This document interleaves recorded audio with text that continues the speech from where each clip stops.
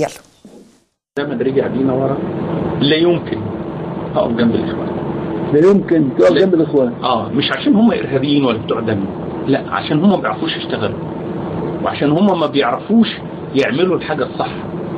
احد الاسباب الرئيسيه لتغير موقفي من فكر الاخوان المسلمين وايديولوجيه الاخوان المسلمين واستراتيجيه الاخوان المسلمين هي الممارسه بتاعتهم خلال السنه ديت.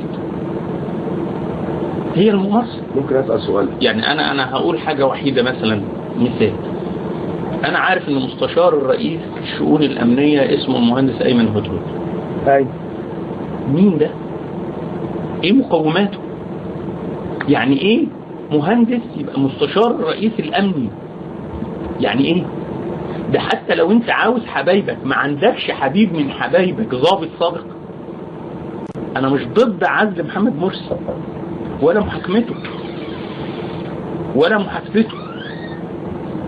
مفيش حد من البشر فوق المحاكمة ولا المساءلة ولا المحاسبة. لو الزمن رجع بينا ورا